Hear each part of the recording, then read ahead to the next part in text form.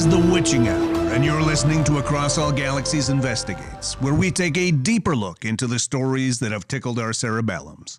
Tonight, the fascinating true story of a little rubber and hot air. No, I'm not talking about your mother. We first heard about this story a few weeks back on the news, and it piqued our interest enough to send in Cassandra Boone to have a deeper look. Cassie? Thanks, Winston. I want you to take yourself back in time to when you were a child. Done. Think about the first time you saw a balloon. How amazing and fascinating it was. So colorful and lighter than air, floating gently through the sky. Well, this is where our story begins, at a time of innocence and delight for Bob Babbitt.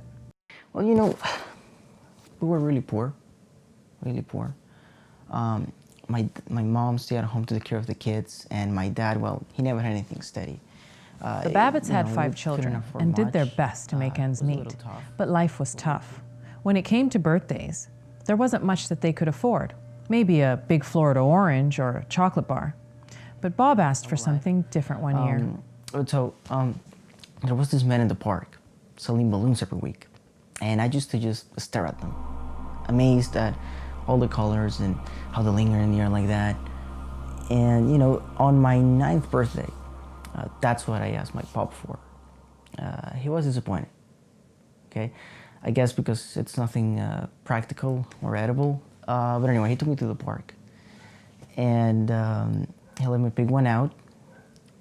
And I went with the big red one. Well, that does seem like a pretty impractical gift. A helium balloon doesn't last very long, does it? No, they don't. On average, a helium-filled latex balloon stays inflated for 12 to 20 hours.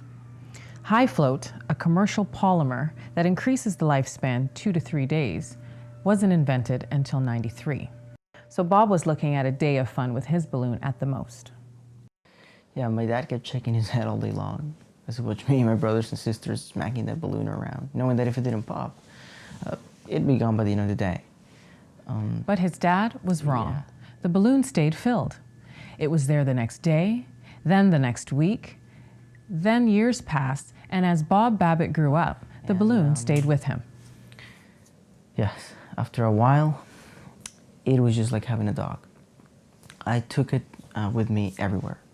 I take it to the park, bring it to my friend's house. He was like another friend for me.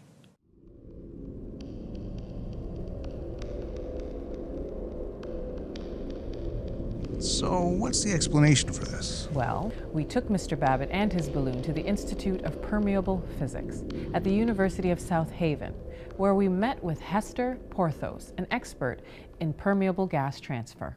Take a balloon, any balloon. It's not a permanent fixture. Now, let's say it's been filled with helium. They're trapped in there. The enclosed helium atoms escape through small pores in the latex, which are larger than the helium atoms. Now, fill it with air, and things are a little different. Balloons that have been filled with air usually hold their size and shape much longer, sometimes for up to a week. Now, the scientific reasoning behind Even a this is perfect rubber because balloon of the eventually atoms that loses we gas have. to the outside. Like my uncle losing his gas at family dinners. The process by which a substance or a solute migrates from a region of high concentration through a barrier or membrane to a region of lower concentration is called diffusion. And that goes back Hester to the scanned the balloon, 3D scanned it to a minute level of detail, and it looked no different than any other balloon. There was no reason that the diffusion wasn't happening. Well, if there's no physical explanation for this, what is it? A spiritual. The weird thing was, Bob would forget about it sometimes when he took it to his friend's house. Leave it behind. Right, I mean, it is an inanimate object. It's not like you need to feed it or anything. Exactly. So he'd leave it behind at a friend's house or tie it to a tree in the park, and inevitably, the balloon would just show up, reappear in his room like nothing happened. Weird. But I noticed after I got my balloon, the balloon in the park wasn't there anymore. And I asked around, but you know, none of the kids knew. But in high school, at a party, my balloon came up. And one of the other guys mentioned his uncle having been a balloon salesman. And it seemed from what he was saying that his uncle was the one that sold my dad the balloon. And I asked where he was, and I found out he died. But he didn't only die. Here's the thing. He died on May 6, 1990. That's my 9th birthday. Whoa. So are we looking at a haunted balloon here? Haunted, possessed, we weren't sure if that was possible. But we took it to our expert on possession and exorcism, Cardinal Roland Bombier. There have been many a famous item haunting, an inanimate object imbued with a soul or an evil spirit.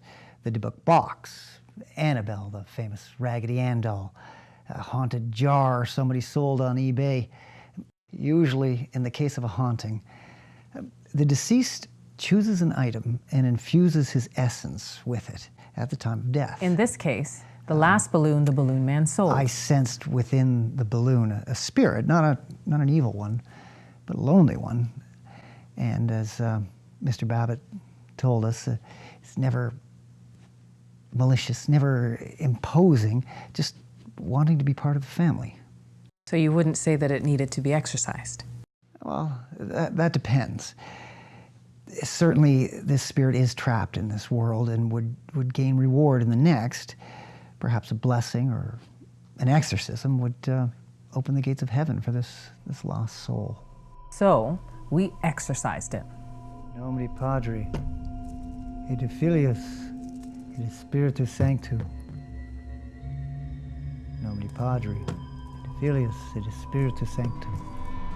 Lorem ipsum dolor volupti. So did that work? We don't know, but here it is with us. Bob gave it as a gift for you, actually.